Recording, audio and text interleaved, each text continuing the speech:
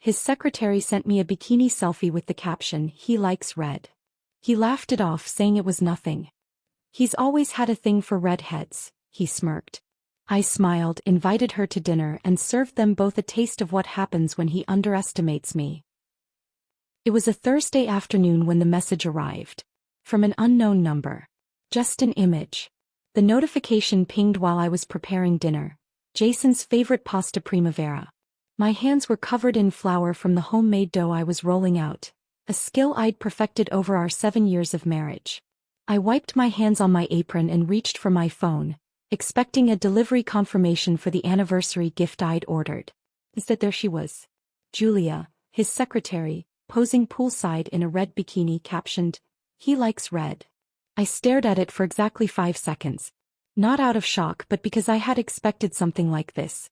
The image burned into my retinas, her copper hair cascading over tan shoulders, that calculated smile, the bikini that matched the shade of lipstick she wore to the office Christmas party, the one where Jason had disappeared for 20 minutes.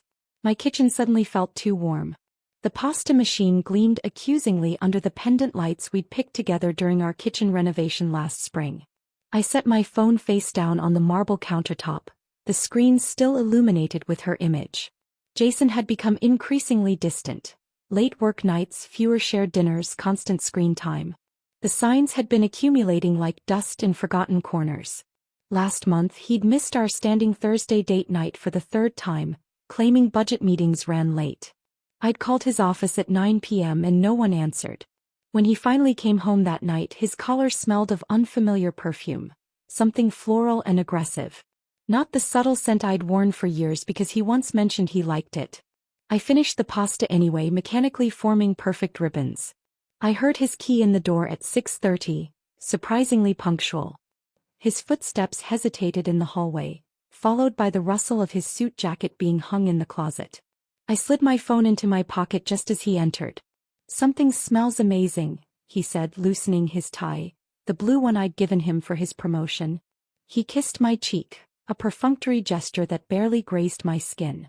We ate dinner with the evening news humming in the background.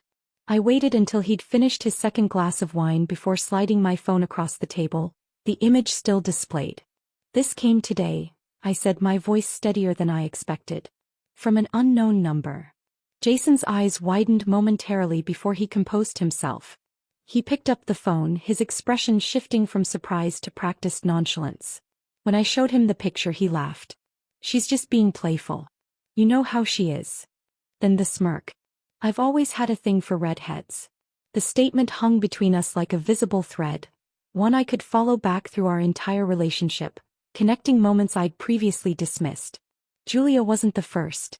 There had been Amber from accounting 3 years ago, whose auburn hair had caught his attention at company functions. Before her, Chelsea, the yoga instructor whose strawberry blonde curls bounced as she demonstrated poses. I'd been too trusting, too willing to believe his explanations.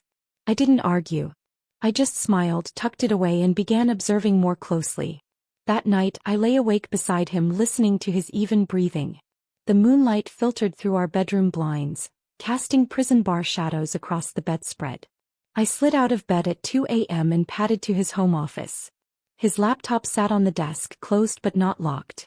He'd grown careless, confident in my complacency. Julia was new but not shy. She'd started at the firm just 4 months ago. Fresh out of business school, ambitious and 27, 11 years younger than me. She often texted him outside work hours. I'd seen the names, the emojis. Heart eyes, flames, private jokes I wasn't privy to. I opened his laptop, and his emails appeared without requiring a password. He'd stopped hiding things, assuming I wouldn't look. Scrolling through his calendar, I found lunch meetings with her name attached, blocks of time labeled J project discussion, that corresponded to evenings he'd come home late. I wasn't interested in confrontation. I was interested in clarity. The next morning I suggested we combine our phone plans to save money. He agreed without hesitation. Another mistake. I set up the new account with access to message histories going back 3 months. That night after he fell asleep, I downloaded everything. So I backed up messages. Noticed gift charges on our shared card. Business dinners labeled vaguely as client entertainment at restaurants I knew were intimate, with secluded booths and dim lighting.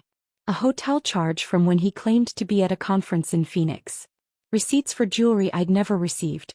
My silence wasn't weakness, it was setup. I created a dedicated email account and forwarded everything there. I installed a discreet tracking app on his phone during breakfast one morning while he showered. I contacted a lawyer friend for preliminary advice, careful to speak in hypotheticals. While Jason believed he'd gotten away with subtle infidelity, I was building a timeline. Each piece of evidence was a stepping stone toward my own liberation. The weight of betrayal transformed into purposeful action. I was done being underestimated. Done being the understanding wife who looked the other way.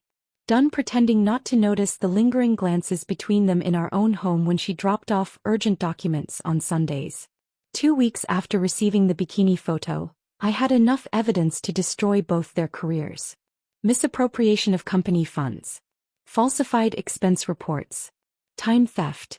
The affair was just the salacious cherry on top. I decided to host a dinner, one they wouldn't forget. As I sent the invitation to Julia from my personal account, I felt a strange calm settle over me.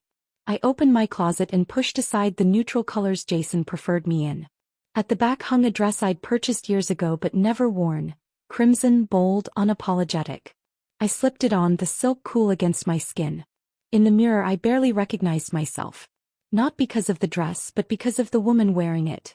Someone who had found strength in silence and strategy and patience. Red had never been my color before. But perhaps it was time to claim it. I sent Julia a message from my own number this time. Let's do dinner. Just us girls. No pressure. The text felt oddly liberating. Sending words I'd rehearsed a dozen times while staring at my bathroom mirror, practicing the casual indifference I needed to convey.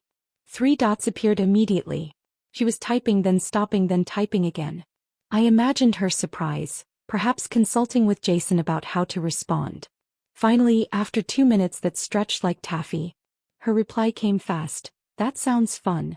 I've always wanted to get to know you better. The audacity almost made me laugh. I wondered if she practiced that line or if such betrayal came naturally to her.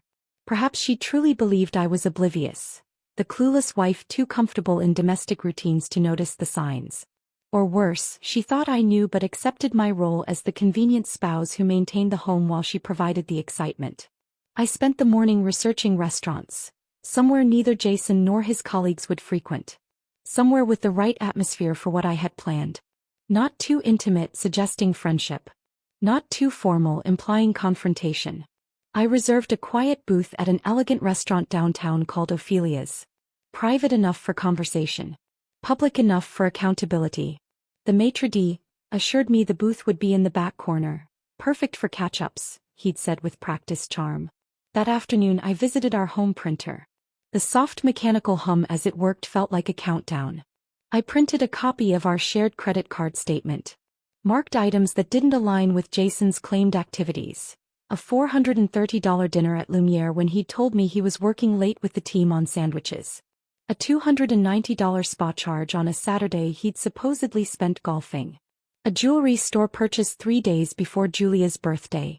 I highlighted each item in yellow. Added sticky notes with his written explanations, text messages claiming whereabouts.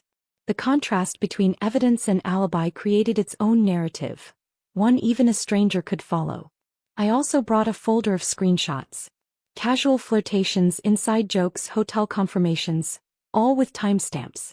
I'd been thorough, organizing everything chronologically. The progression told its own story, from professional boundaries to blurred lines to explicit arrangements. One particularly damning exchange discussed my scheduled dentist appointment as perfect timing for them. The manila folder felt surprisingly light for the weight of its contents. I slipped it into a leather portfolio, the one Jason had given me for my promotion 3 years ago, back when he still celebrated my successes instead of competing with them. At home, I stood before my closet, considering my wardrobe choices carefully. The red dress caught my eye again, but tonight wasn't about making statements. Tonight was about being underestimated one final time. The night of dinner, I dressed in muted tones. A gray silk blouse and charcoal pencil skirt that whispered restraint and professionalism. Pearl earrings my mother had given me. A light touch of makeup that highlighted nothing in particular. I wanted to be forgettable, a blank canvas against which her choices would stand in sharp relief. I arrived 15 minutes early, settled into the booth and ordered sparkling water. My hands remained steady as I arranged the portfolio on the seat beside me, angled so it wouldn't be immediately visible. The restaurant hummed with Thursday evening energy. Business dinners, friends catching up, couples on dates. Normal people with normal lives, unaware of the small demolition about to take place in the corner booth. At exactly 7:30 she appeared at the entrance. The maitre d' pointed her in my direction and I watched her approach. She arrived in red, a fitted dress with a neckline that dipped just low enough to be noticed but not commented on. The exact shade of the bikini from the photo, which couldn't be coincidence. Her copper hair fell in waves around her shoulders, catching the dim lighting of the restaurant. Julia hugged me like an old friend, her perfume leaving a cloud between us. "This is so nice of you," she said, her voice honey-warm and practiced. "I was so excited when I got your message." She slid into the booth across from me, arranging herself with the confidence of someone accustomed to being watched. Her smile never quite reached her eyes, which darted around as if searching for hidden motives or possibly Jason himself. The server approached and I ordered wine without consulting the list. "The Cabernet Sauvignon," I said. "2 glasses." "Red?" she joked with a theatrical lilt, as if we were already sharing some delightful inside understanding. I smiled. Of course. The word hung between us, an acknowledgement of her caption, her dress, her assumption that she had the upper hand in this choreographed dance. We exchanged pleasantries about the restaurant, the unseasonably warm weather and upcoming company event. She mentioned Jason twice in the first 5 minutes, casual references designed to establish her proximity to him. I nodded, asked appropriate follow-up questions, and watched her grow increasingly comfortable with her performance. The wine arrived, deep crimson in crystal glasses. We clinked a toast to new friendships, and I took a small sip while she drank more deeply. Once drinks arrived, I slid the folder toward her, maintaining eye contact as I did. "What's this?" she asked, cheerful, her perfectly manicured fingers reaching for it as if expecting a gift or perhaps photographs I wanted to share. "Just everything you've worked for," I replied calmly. The double meaning wasn't lost on me, but her confident smile suggested it was lost on her.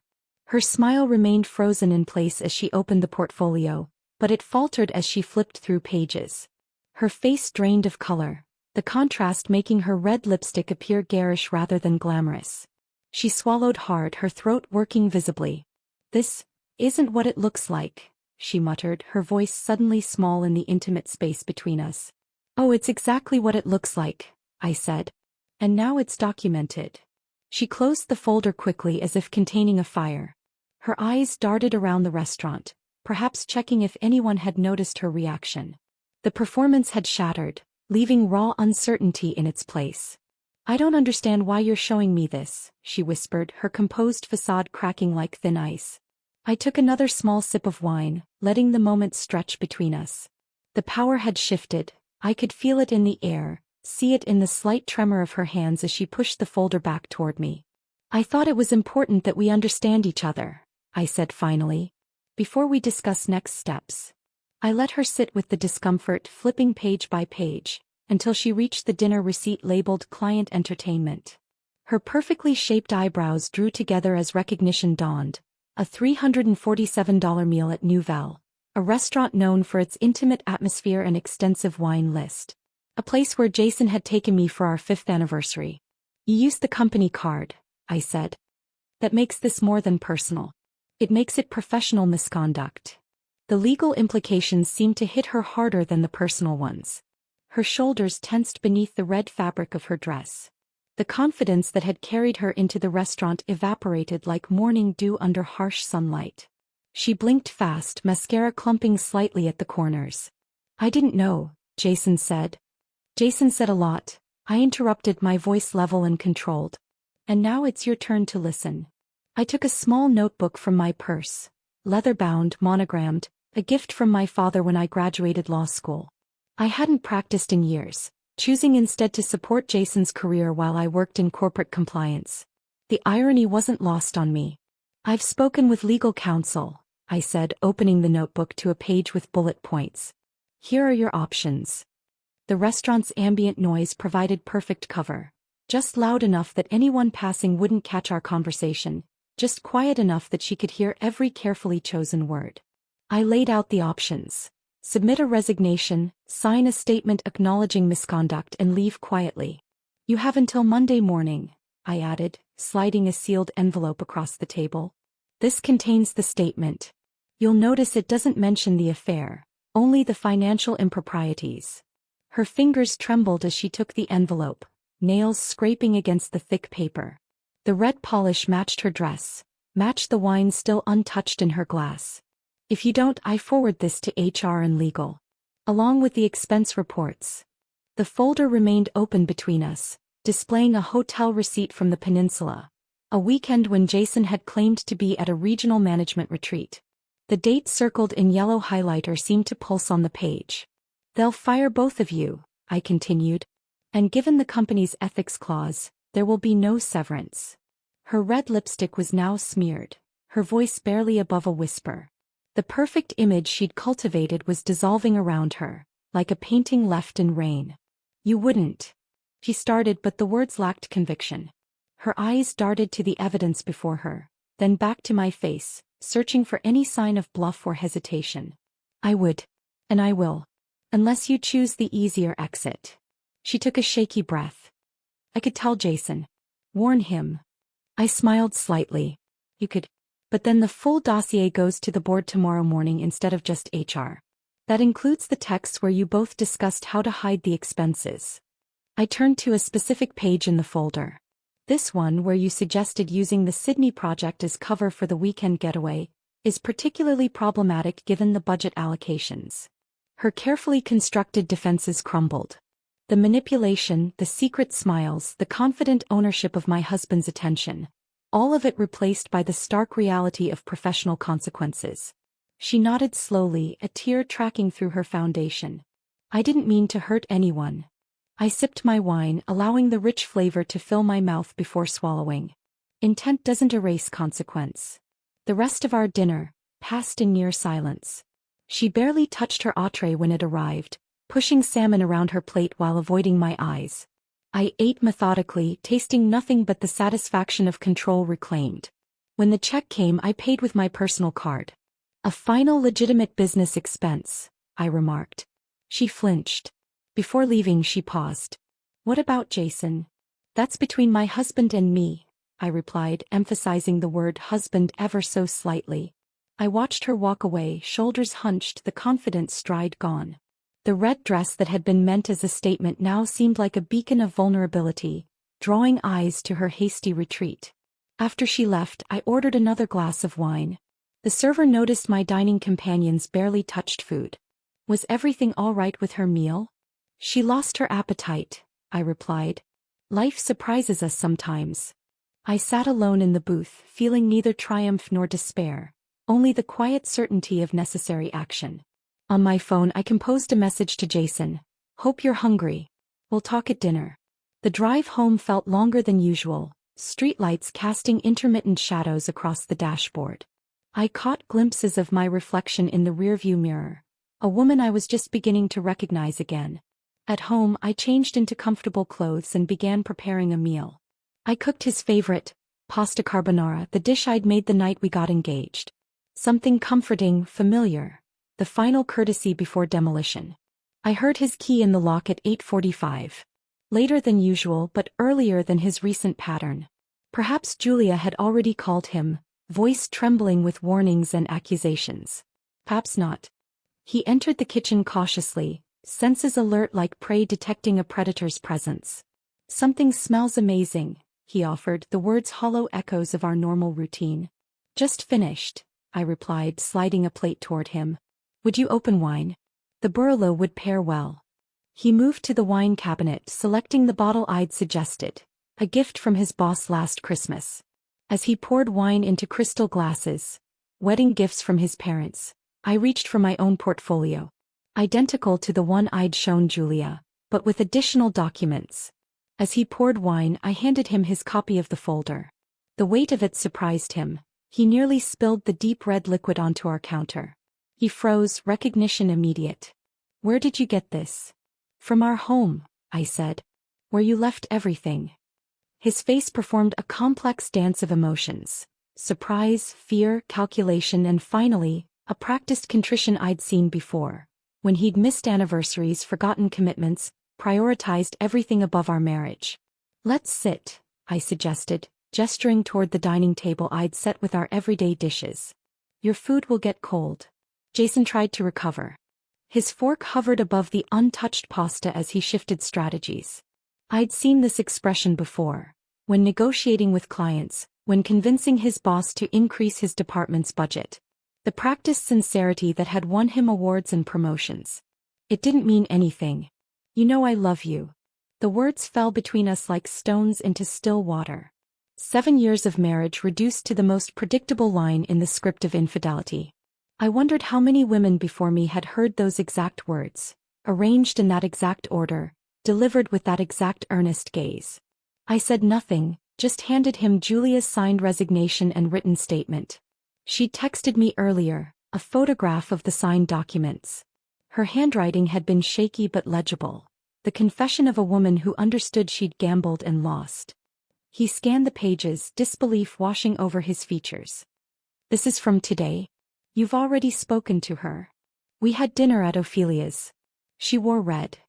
His eyes narrowed, darting from the documents to my face. The calculation behind them was almost audible. Assessing damage, searching for leverage, weighing options. You set us up, he accused, voice rising with indignation that sounded almost genuine. No. I invited her to dinner. I took a bite of pasta, chewing slowly. The carbonara was perfect. Creamy, rich, comforting. I wanted to remember this meal, this moment of reclaimed power. She made her choices. So did you.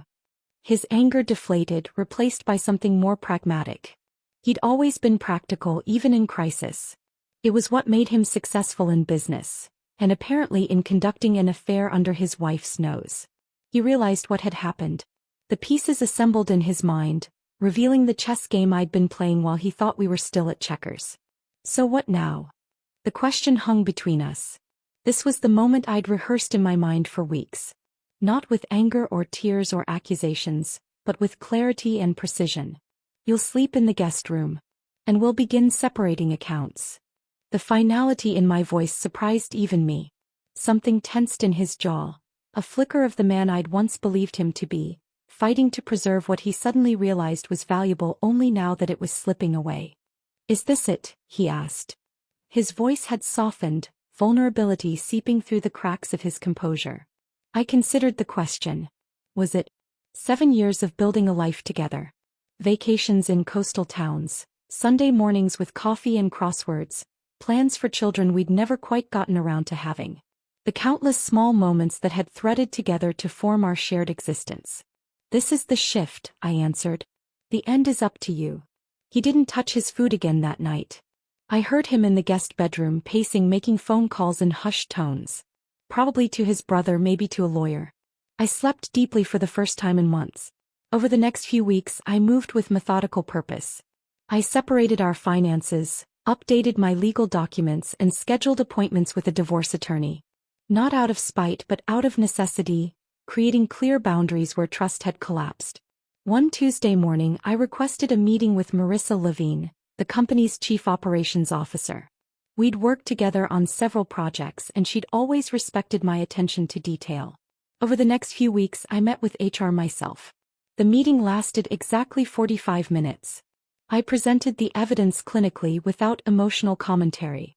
The financial improprieties were the focus. Company funds misused for personal indulgences. The affair was merely contextual. I laid out Jason's misconduct and Julia's resignation, my voice steady as I highlighted specific expenses and dates. Marissa's expression remained professional, but I caught the moment of realization when she connected certain absences with specific reports that had been delayed. You've been very thorough, she noted, closing the folder. And discreet. I value the company's reputation, I replied. And my own. The company launched a quiet inquiry, ultimately resulting in Jason's demotion. He was removed from the executive track and reassigned to a regional management position. Still respectable, but without the influence or visibility he'd cultivated so carefully. In a development that surprised everyone except Marissa, I secured a promotion to lead a procurement division, a role I'd quietly supported for years behind the scenes. My background in compliance made me the logical choice for restructuring a department that had operated too long without proper oversight. When the announcement went out, Jason sent me a text. "Congratulations. Was this your plan all along?" I didn't respond. There had been no master plan, only the natural consequence of removing obstacles and allowing my competence to be seen clearly. In our home, we developed a careful choreography of avoidance. Jason collected his belongings gradually, moving most to the guest room, some to a storage unit he thought I didn't know about.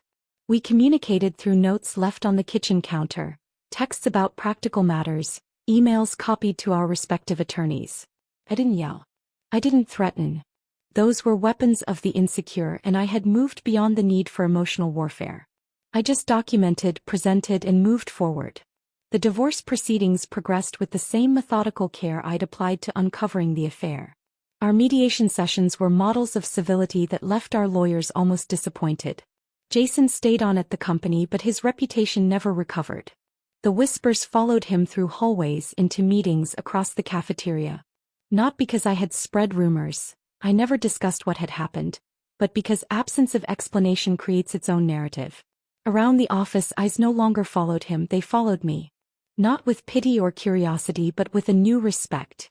I had transformed from Jason's wife who works in compliance to Elizabeth, the procurement director who restructured vendor relationships and saved the company millions. 6 months after that dinner at Ophelia's, I passed Jason in the hallway. He'd lost weight, his suits hanging slightly loose at the shoulders. He nodded politely, professional courtesy intact. "You look well," he said, an observation rather than a compliment. "I am well," I replied. And for the first time in years, it wasn't a performance. At the next corporate event, I wore red, not out of irony but power. The annual leadership summit gathered executives from all regional offices, a showcase of achievement and strategic vision. My dress was simple but impeccable, crimson silk that fell just below the knee, with a neckline that suggested confidence rather than attention-seeking. The color that once belonged to Julia now belonged to me, reclaimed like everything else she had borrowed. The ballroom of the Grand Meridian Hotel buzzed with conversation and calculated networking. Crystal chandeliers cast warm light over tables adorned with white orchids and silver candelabras. I accepted a glass of champagne from a passing server and surveyed the room, noting the subtle shifts in dynamics since last year's event. Jason arrived alone. Julia had vanished from everyone's contacts. Her LinkedIn profile now listed a position with a smaller firm in Denver. The whispers about her departure had faded into corporate mythology, the kind of cautionary tale shared during happy hours but never in official settings. Marissa approached, elegant in charcoal gray. "Your presentation materials are loaded and ready," she said. "We've adjusted the schedule to give you 20 minutes instead of 15. The board members specifically requested more detail on the compliance framework." I nodded, touching the small portfolio containing my speaking notes. "I appreciate the additional time." The agenda had been arranged to position my presentation as the centerpiece of the morning session. A year ago, I would have been seated at a side table, introduced as Jason Mitchell's wife who works in compliance. Tonight, Jason was the footnote, present but peripheral. At precisely 10:15, I took the podium. The room quieted, attention focusing forward. I surveyed the faces. Some curious, some impressed, some still evaluating my worth in this new position. At the back, near a decorative column, stood Jason, drink in hand, expression carefully neutral. I gave a presentation on ethical leadership and corporate integrity. My voice carried confidently through the room as I outlined the new procurement protocols that had already saved the company $4.3 million in the first quarter. I discussed transparency in expense reporting, the implementation of tiered approval systems, and the ethical framework guiding vendor relationships. Integrity isn't just about following rules, I concluded, my gaze sweeping across the room, pausing fractionally on Jason. It's about creating systems where doing the right thing is the easiest path forward. There were no fireworks, just applause and nods. No dramatic confrontations or public reckonings, just the quiet assertion of competence and the subtle realignment of influence. As attendees moved toward breakout sessions, I collected congratulations with gracious smiles. The CEO touched my elbow briefly. Your procurement overhaul is exactly what we needed. The board is impressed. Jason lingered by the bar watching. He knew. The expensive scotch in his hand, his third of the evening, betrayed the casual pose he attempted to maintain. When our eyes met across the room, he raised his glass slightly, not quite a toast, more an acknowledgement of a game well played. I didn't approach him. We had said all that needed saying through lawyers and mediators. The following Tuesday my lawyer called. The judge signed off this morning, she said. It's official. My lawyer finalized the divorce agreement with a fair settlement, prenup intact. The document arrived via courier that afternoon in a heavy manila envelope. I signed for it during a lunch break, between meetings with the Asian market expansion team and a vendor contract renewal. The end of our marriage was marked by signatures on dotted lines, not tearful goodbyes or bitter arguments. The prenuptial agreement I'd insisted upon, against Jason's protests that it showed lack of faith, had protected my inheritance and the investments I'd made before our marriage. Jason kept his company shares and the vacation property in Maine. I retained the city apartment and my family's lake house. I didn't destroy Jason. I simply revealed him. His career continued, though the trajectory had been irrevocably altered. Last month he'd been passed over for the regional director position he'd been positioning himself for over the past 2 years. Not because I had intervened, but because his judgment had been called into question. I didn't need revenge to be loud. I needed it to be lasting. The quiet dignity with which I'd handled everything, from discovery to divorce, had earned me respect that shouting never could. The systems I'd implemented at work would long outlast any satisfaction screaming might have provided. Julia never contacted me again. She changed jobs, reportedly moved cities. According to common connections on professional networks, she had reinvented herself in corporate training, specializing in communication strategy. The irony wasn't lost on me. I didn't chase. I didn't care. Her part in my story had been incidental, a catalyst rather than a central character. Whatever life she built now existed entirely separate from mine, relevant only as a distant echo of a transformation I'd undergone. In my newly reorganized home office, I methodically updated files and documents. I updated my life one file at a time. Finances, passwords, power of attorney. My emergency contacts no longer included Jason's name. My beneficiaries were changed to my sister's children and selected charities. My living will now designated my brother as medical proxy. With each amended document and revised designation I felt lighter.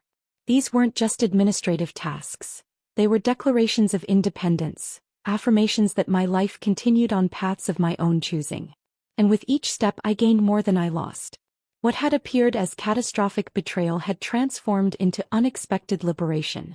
The carefully constructed facade of a perfect marriage had hidden the truth that I had been playing a supporting role in my own life. One evening, as I prepared for a business trip to Singapore, my first international assignment leading the procurement team's global standardization project, my phone chimed with a text from an unknown number. Saw your promotion announcement. Congratulations. You always were the smarter one. J. I read it once, then deleted it without replying.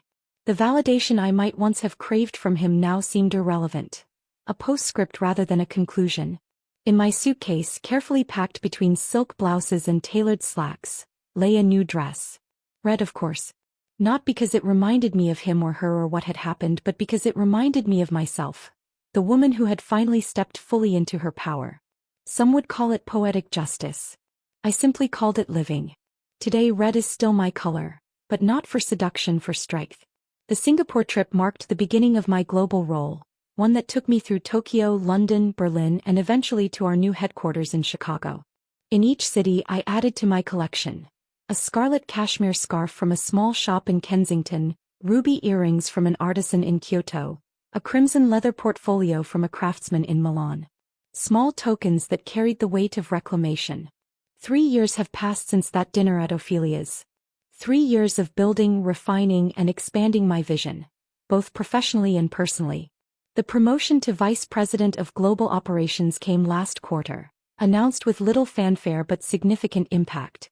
My team spans 7 countries and 3 continents. My decisions affect thousands. My home is quiet, My office decorated in clean, intentional lines. The apartment I kept in the divorce has been transformed, every trace of Jason's presence methodically replaced. Gone are the hunting prints he insisted complemented the living room. In their place hang abstract canvases in shades of blue and copper. The oversized leather furniture that dominated the space has been exchanged for sleek, modern pieces that better suit my taste. My office features a single wall of deep red, not an accident or an obsession but a reminder. Visitors comment on its boldness. They don't know its history. This morning I stood before the bathroom mirror, applying lipstick before a board presentation. I see myself in the mirror and no longer flinch at what I tolerated. The woman reflected back has sharper edges, clearer eyes, a more certain set to her jaw. She recognizes her worth without external validation. She knows the difference between compromise and surrender. Last week I received an email from Jason. His first direct communication in over a year. He's engaged to someone new, a marketing executive from the Dallas office. He wanted to tell me himself, out of respect. I replied with a single line, "I wish you both well." And I meant it. His choices no longer have the power to wound me.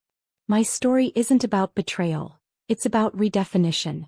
The narrative I once believed, of being the supportive wife whose identity existed primarily in relation to her husband's success, has been rewritten. The betrayal was merely the plot twist that revealed a more compelling protagonist had been waiting in the wings all along. I didn't lose a husband. I lost the illusion of one.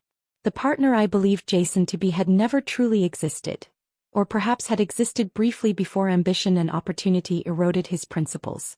The marriage I mourned was a construction built on selective perception and willful ignorance of warning signs. And in doing so I gained peace, control and presence. The freedom to make decisions without consideration of his preferences. The ability to travel without checking someone else's schedule. The luxury of decorating without compromise. The simple joy of eating whatever I want for dinner, watching whatever film catches my interest, sleeping diagonally across the bed if I choose. Dating has been an exercise in recalibration. I've had dinner with interesting men. A literature professor whose observations about Greek tragedy made me laugh. A widowed architect whose quiet understanding of space extended to emotional boundaries as well. None have moved beyond pleasant evenings and respectful goodbyes. I'm not closed to possibility, but neither am I searching to fill a vacancy that doesn't exist. I still pass couples in restaurants. Sometimes I catch a glance or an awkward smile. Occasionally I recognize the look. A woman watching her partner's attention drift, making excuses for absences, choosing silence over confrontation. I see the moment of recognition in her eyes when our gazes meet. The flash of awareness that she's being handed a map but isn't ready to follow it. I hope she's watching. Not me specifically but the signs surrounding her. The password changes, the unexplained expenses, the conversations that end abruptly when she enters a room. I hope she's collecting evidence, not just of potential infidelity, but of her own worth beyond the relationship. I hope she doesn't wait too long to stand up. Not necessarily to leave but to establish boundaries, to require respect, to expect honesty. To understand that accommodation without reciprocity isn't partnership, it's erasure. And if she does, I hope she wears red too. Not literally perhaps but figuratively, I hope she chooses visibility over invisibility. Assertion over acquiescence, action over acceptance. I hope she finds the shade that represents her reclaimed power, whatever color that might be. Because there's power in being underestimated. And greater power in the comeback. The quieter the transformation, the more profound its impact. My colleagues who dismissed me as Jason's wife, now report to me. The executives who barely acknowledged my presence now seek my approval. Last month, at an industry conference, I delivered the keynote address on integrating ethical practices into global supply chains. Afterward, during the reception, I noticed a young woman approaching. Early 30s, sharp suit, determined expression. "Your presentation was incredible," she said, extending her hand. "But I really wanted to thank you for something else." I raised an eyebrow, waiting. 3 years ago I worked in accounting at the regional office. I saw how you handled everything with. She hesitated. With such precision and dignity. It showed me what professionalism truly means. I wasn't just the wife. I was the wake-up call. Not just for Jason and Julia but for those watching from the periphery. the junior staff, the administrative assistants, the colleagues who witnessed how strength can manifest in calm calculation rather than emotional outbursts. And when they laughed, I simply waited. When Jason joked about Julia's playful message, when Julia hugged me with false friendship, when they believed their clever duplicity would continue unchecked, I didn't rush to reaction. I didn't give them the satisfaction of my distress. I observed, documented, and planned. Until it was my turn to serve the main course. The meal that changed everything. A carefully prepared dish of consequences, presented with elegant restraint. Now, as I prepare for another day of leading rather than following, I catch a final glimpse of myself in the hallway mirror. The red blazer I've chosen for today's board meeting isn't a statement or a reminder. It's simply a color that suits me. One among many I might have selected. Red was never her color anyway. It was always mine. I just needed the right moment to claim it. If this story of sweet revenge had you on the edge of your seat, smash that like button right now. My favorite part was when she confronted Julia at the restaurant with that folder of evidence and watched the color drain from her face. What was your favorite moment? Drop it in the comments below. Don't miss more thrilling stories like this. Subscribe and hit that notification bell so you never miss an upload.